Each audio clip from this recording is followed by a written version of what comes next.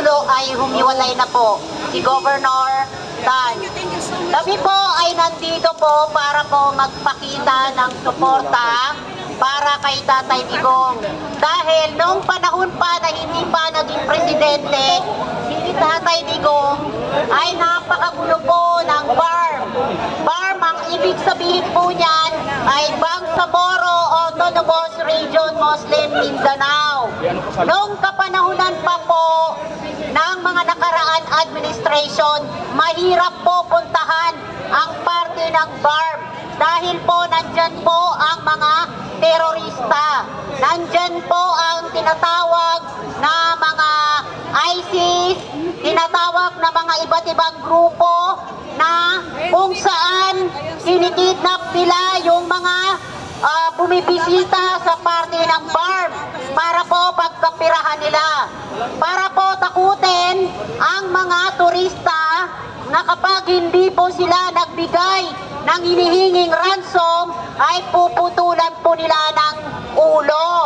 So, nung pumasok po ang Duterte administration, naging tahimik na po ang Bangsamoro Autonomous Region Muslim Mindanao.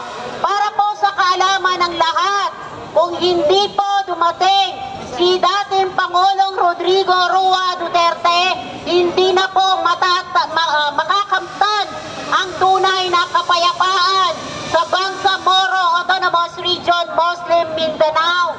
Kaya po sa mga hindi po naniniwala o hindi pa rin tapat na sumusuporta sa dating administrasyon, kayo po ay nagkulang ng pagkakaalam sa mga alituntunin ng mga previous administration. Ang pagkakaalam ko po, Duterte lang po ang tunay ng nagbigay ng kapayapaan sa buong Pilipinas, Luzon, Visayas, Mindanao. Dahil siya lang po talaga ang nagpakita ng tunay na malasakit sa ating mga bawat Pilipino. So, sa mga nandito po na hindi pa po, especially yung mga BBM vloggers na hindi pa alam kung anong tunay na pagkatao ng isang Mindanawan. Kami po mga taga Mindanawan ay tunay po na may malasakit na kahit hindi po namin kauri, Mapaluson o Solid North kung tawagin.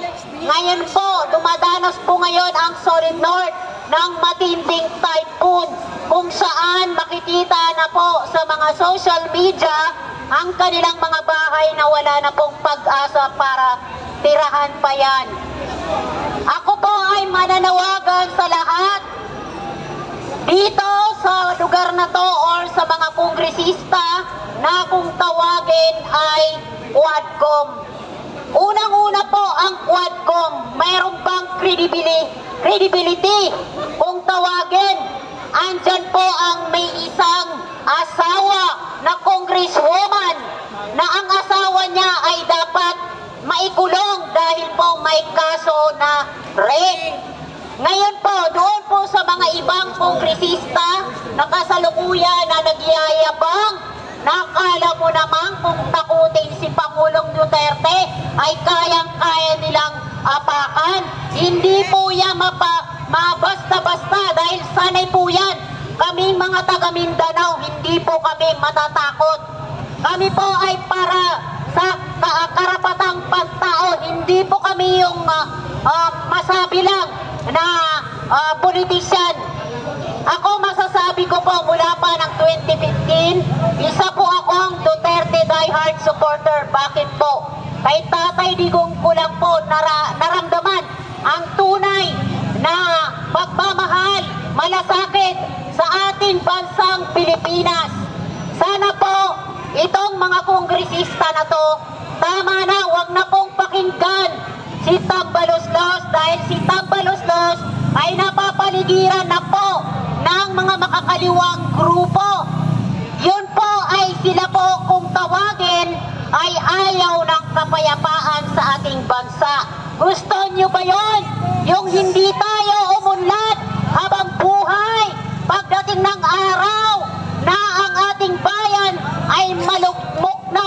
kahirapan, malugmok na po sa droga dahil hindi na po nila kinokontrol. Bagkos si PNP Chief Marvel ay parang pro-drug,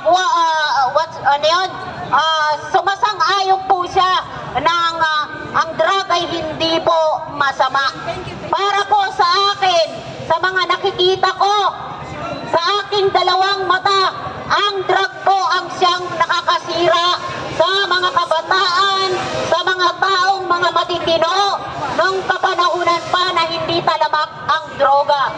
Paano na po ang ating bayan kung patuloy pa po ang paglugmok ng kahirapan, paglugmok ng droga sa ating bansa? Sana po magkaisa po tayo na itong mga Quadcom, tigilan na po ang pamimersonal sa dating Pangulong Rodrigo Roa Duterte dahil sila lang po ang tunay. Dapat po para hindi po kayo manira sa katulad ni Tatay Digong, dapat inayos nyo yung ang inyong kung tawagin ay serbisyo para sa bayan. Nang sa ganon hindi kayo manira ng katulad ng pamilyang Duterte. Dahil dito lang po natin nakita ang tunay na serbisyo bilang official at kung tawagin ay public servant. So sa lahat po na nandito, nagpapasalamat po tayo, number one, dito po sa nagtawag ng suporta, kung tawagin ay si Tatay Rani at ang mga lahat ng dumalo dito sa pagtitipon na ito para po magpakita na 100% na suporta kay Tatay Digong. Maraming salamat din po sa barangay captain dito sa lugar na to, dito sa Batasan, Quezon City. Maraming salamat po at lalo na po sa mga kapulisan na nagpakita ng kanilang fair na pag-treat sa ating mga dumalo dito sa pagtitipon na ito na nagpapakita ng suporta para kay Tatay Digong. Maraming salamat po sa inyong lahat. Meron pang gusto maglabas